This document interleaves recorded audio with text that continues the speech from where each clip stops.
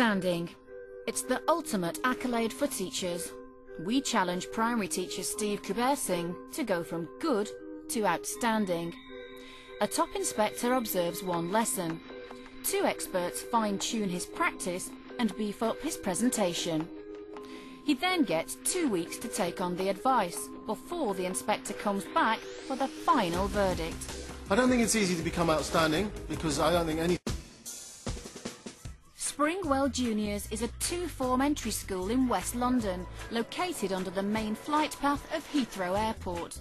Steve Kubersing is in his second year of teaching at Springwell. OK, you're going to show him you got the skills? To pay the bills! Right. The school rates his teaching as good.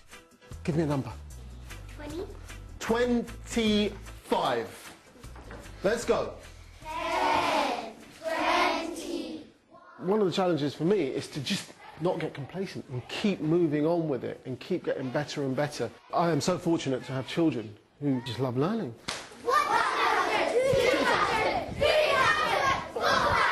When you've got them engaged, learning is taking place. They're stimulated and they want to go with it.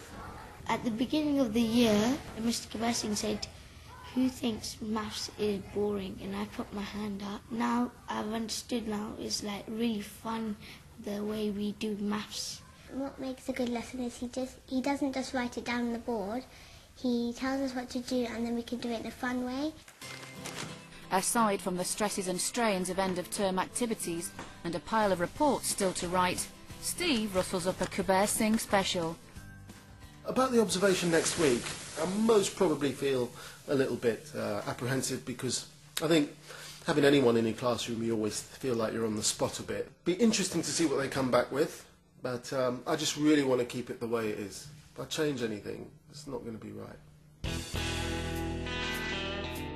It's the morning of the first observation with the inspector. It's a Friday morning as well, which isn't the best time for an observation. But let's see how we go.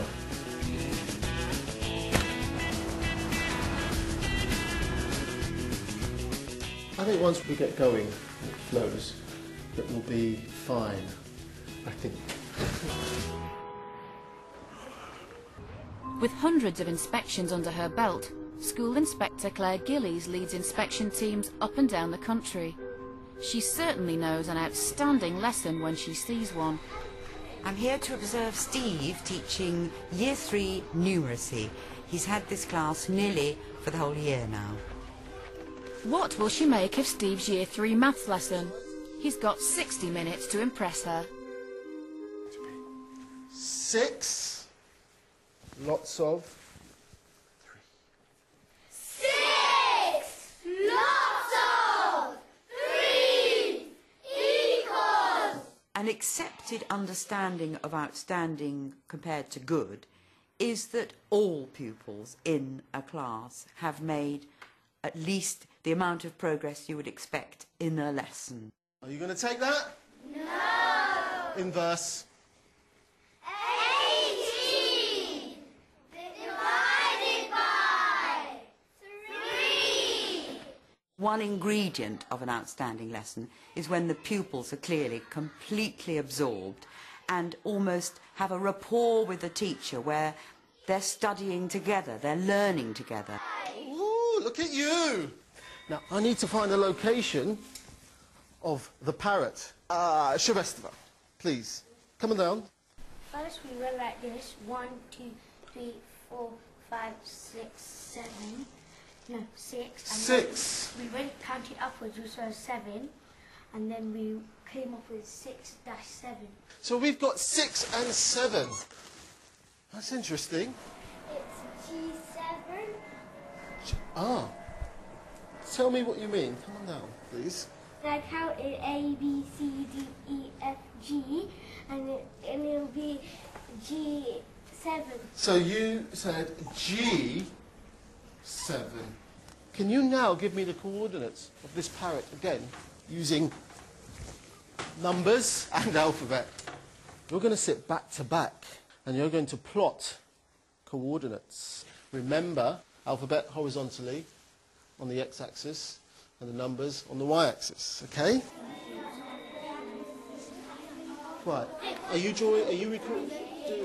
I mean, like she's doing shapes. No, you do exactly the same. It's supposed to be like a mirror. So, for example, now draw a square in D6. Right, so you sat back to back. You weren't cheating. You didn't look at each other. No. Ooh, look at them. Excellent. They do look the same, don't they? We had to shade in a square and we had to tell each other what to do, and then that's how I understood. Right, we're going to be human coordinates. Do you think you can do that? Yes! Let's go. So, I want you to stand along that line horizontally, please.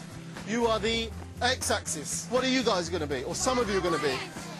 Come here, coordinates. Come here, come here. Isam, you are going to go to spot C5. A, B, C, and...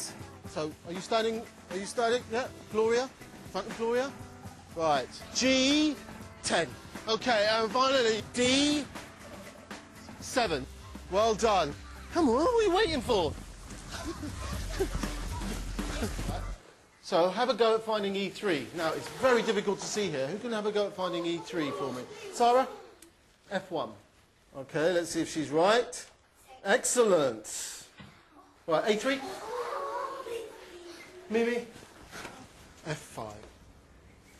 Okay, let's see if he's right. Well done.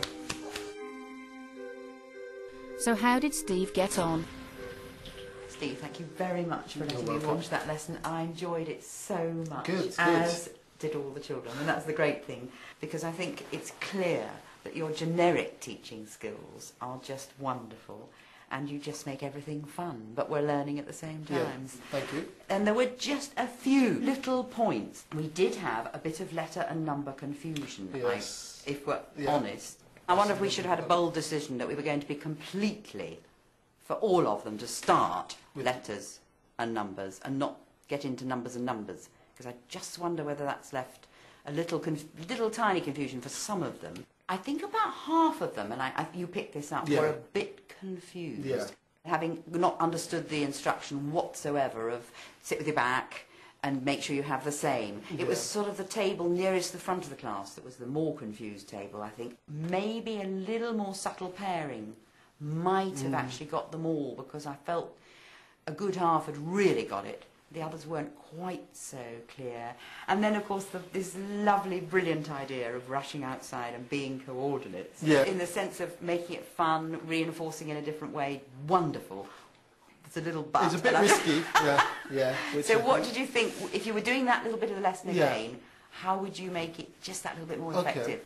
What I would do is actually I would give them letters and numbers to hold. Yes, and absolutely. it would make it a lot easier. We can develop this in another lesson. They would have numbers and letters. Just a thought. Brilliant to come back to the rabbits going to the cinema again, because that's really good context. But it would have just perhaps the real life element of why on earth are we interested in these coordinates? It's the old really relevance context, so that they can see the meaning of it. And then some of them might have gone home and got a map out, one of the sort of map lying around in the car or something, and said, oh, we would, The first observation is behind him. The inspector highlighted Steve's need for context and greater clarity of intention. Now it's time to bring on the experts. To boost Steve's progress, help comes from communications coach Roger Terry and primary maths expert Darren Eltham. They start by watching Steve's lesson.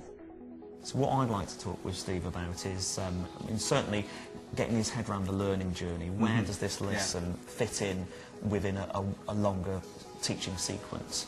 But also I'd like to talk to him about modelling and demonstrating a bit more. I'd like to see more of him actually showing himself as the expert learner, the expert mathematician. He has a great rapport with the children. Oh, fantastic in terms of engaging them. Teachers can get so enthusiastic at being at the child's level that they kind of have to make that step back to being the teacher every so often and make that distinction.